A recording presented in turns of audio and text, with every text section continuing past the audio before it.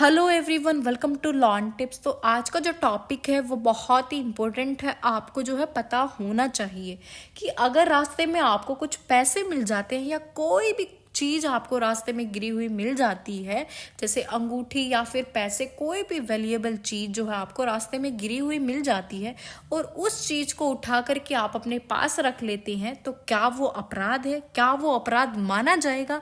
इस टॉपिक के बारे में जो हम आज की वीडियो में डिस्कस करेंगे। तो वीडियो को एंड तक देखना, आपको सब कुछ अच्छे से क्लियर हो जाएगा।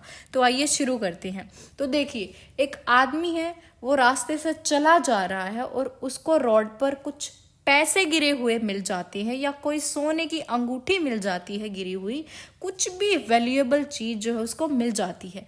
वो आदमी उसको उठा लेता है और अपने पास रख लेता है। तो कौन सा ऑफेंस कर रहा है वो? क्या वो कोई अपराध कर रहा है? क्या लग रहा है आपको? थेफ्ट है? तो अब हमारा लॉ क्या कहता है, आप इस बात को ध्यान से समझिएगा। इसके लिए आपको जाना पड़ेगा आईपीसी के सेक्शन 71 में, इंडियन कॉन्ट्रैक्ट एक्ट को देखने के लिए, इंडियन कॉन्ट्रैक्ट को देखने के लिए, जहां पर में उस इंसान के बारे में बताया गया है कि जिसको रास्ते में ही बिना किसी के कब्जे से कोई वैल्यूएबल अगर कोई प्रॉपर्टी मिलती है तो उसको क्या करना चाहिए।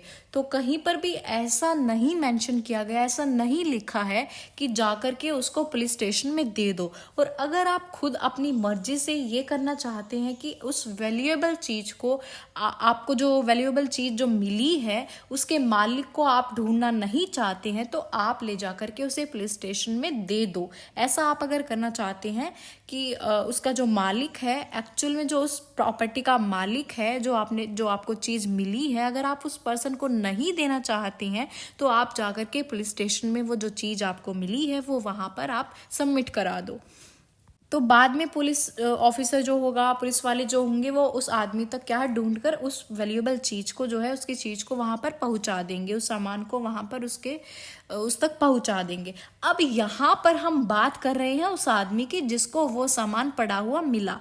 तो जैसे ही वो उस सामान को उठाता है और उसे अपने पास रख लेता है, तो वो चोरी तो नहीं कर रहा। इस बात का आपको ध्यान रखना है कि जैसे ही उस पर्सन को वो चीज मिली और वो उस चीज को अपने पास रख लेता है, तो वो चोरी तो नहीं कर रहा। आपको इस बात का ध्यान रखना है कि वो इंसान कोई चोरी नहीं कर रहा है। और अगर आप आईपीसी के सेक्शन 378 को देखोगे तो आपको पता चलेगा कि ये चोरी तो नहीं है, क्योंकि चोरी के लिए किसी के कब्जे का होना जरूरी होता है, पोजेशन का होना जरूरी होता है। पोजेशन मीन्स कब्जा। तो किसी भी पोजेशन का होना जरूरी होता है। वो प्रॉपर्टी किसी के कब्जे में होनी जरूरी होती है इस चीज के लिए, चोरी के लिए। रास्ते से अगर वो चीज उठाई गई है तो उसका कब्जा किसी पर नहीं है। अब इसको क्या करना चाहिए इस पर्सन को? तो चलिए सेक्शन 71 इंडियन कॉन्ट्रैक्ट एक्ट का देखते हैं। ये सेक्शन जो है इंडियन कॉन्ट्रैक्ट एक्ट का ये कहता है कि मालिक को ढूंढना चाहिए, और उस प्रॉपर्टी को ढूंढने के लिए वो आदमी उस प्रॉपर्टी के वैल्यू का लगभग 66% जो है वो खर्च भी कर सकता है उस पर्सन को ढूंढने के लिए, उसको उसकी चीज रिटर्न करने के लिए। क्या है, वो उस चीज में से क्या 66% जो है यूज कर सकता है, खर्च कर सकता है उस चीज का।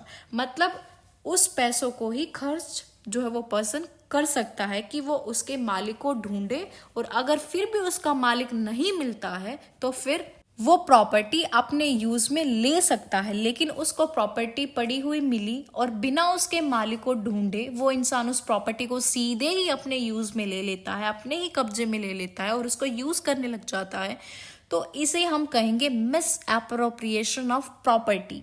ठीक है, क्योंकि उसने क्या है, कोई कोशिश नहीं की उसके मालिक को ढूंढने की, उसने डायरेक्टली अपने पास उस प्रॉपर्टी को अपने कब्जे में ले लिया, अपने यूज में ले लिया। तो इसे हम कहेंगे मिस एप्रोप्रिएशन ऑफ प्रॉपर्टी, जो कि सेक्शन 403 ऑफ आईपीसी में डिफाइन किया गया है। तो देखिए, अब हम सेक्शन 403 को भी डिटेल में समझेंगे कि सेक्शन 403 ऑफ आईपीसी क्या कहता है। देखिए, सेक्शन 403 ऑफ आईपीसी की अगर हम बात करें तो अगर कोई व्यक्ति कुछ प्रॉपर्टीज पर कब्जा करता है और उसको वो व्यक्ति बेईमानी पूर्वक अपने पास रख लेता है, और ये पता होते हुए भी कि उसका मालिक कोई और है, ये जानते हुए भी वो उस प्रॉपर्टी को अपने पास जो है रख लेता है और उस पर्सन को नहीं देता है, कोशिश भी नहीं करता उस तक पहुंचाने की, तो क्या है। और वो प्रॉपर्टी कैसी होनी चाहिए, वो प्रॉपर्टी मूवेबल प्रॉपर्टी होनी चाहिए। तो जो भी पर्सन ऐसा करेगा उसे 2 साल तक की सजा और प्लस फाइन, और ये जो सजा ही एक्सटेंड भी हो सकती है और साथ में फाइन भी उस पर्सन को पे करना पड़ सकता है। और आपको ध्यान रखना है कि जो प्रॉपर्टी होगी वो मूवेबल प्रॉपर्टी होनी चाहिए इस केस में। अब हम इसको क्या है एक और एग्जाम्पल की हेल्प से समझेंगे, जिसको आप अच्छे से इसमें आपको अच्छे से क्लैरिटी हो जाएगी कि बेसिकली हम बात किस चीज़ की कर रहे हैं। एग्जाम्पल से आपको और अच्छे से समझ आ जाएगा। तो देखिए, एक पर्सन है, उसे क्या है रास्ते में एक अंगूठी, एक रिंग मिलती है और उसे नहीं पता होता कि वो अंगूठी किस पर्सन की है, किसकी है, और वो बिना उसके मालिक को ढूंढे ही उस अंगूठी को बेच देता है, अपने यूज में ले लेता है, बेच देता है। तो वो पर्सन क्या है ऑफेंस कमिट कर रहा होता है। इसे हम क्या कहेंगे कि उस पर्सन ने अपराध किया है, क्योंकि क्या है उस पर्सन ने कोशिश भी नहीं की उस इंसान को ढूंढने के लिए, जो उस प्रॉपर्टी का एक्चुअल, जो उस रिंग का एक्चुअल मालिक है, उसको ढूंढने के लिए कोई कोशिश भी नहीं की, कोई प्रयास नहीं किया, और उसने सीधा ही क्या अपने यूज में ले लिया और उसको डायरेक्टली क्या है इमीडिएटली सेल कर दिया, बेच दिया। तो उसने क्या किया, ये अपराध किया, ये ऑफेंस है, dishonest miss appropriation of property का। तो आपको समझ आया कि रास्ते में आपको कोई चीज मिली, जैसे अंगूठी मिली, और आपने क्या है उस अंगूठी को अपने पास रख लिया, तो वो कोई ऑफेंस नहीं है। तो अगर आपको किसी रास्ते पर कोई चीज पड़ी हुई मिलेगी तो आप उठाएंगे ही। ये तो दिखती बात है कि अगर आपको कोई भी चीज़ पड़ी हुई मिलेगी, वैल्यूएबल चीज़, तो आप उसको उठाएंगे। लेकिन आपको ये बात भी ध्यान रखनी है कि उसके मालिक को ढूंढे बिना उस प्रॉपर्टी को अपने यूज में ले लेना, ये एक अपराध होता है, ये एक ऑफेंस होता है। तो इसे हम कहेंगे क्रिमिनल मिस एप्रोप्रिएशन।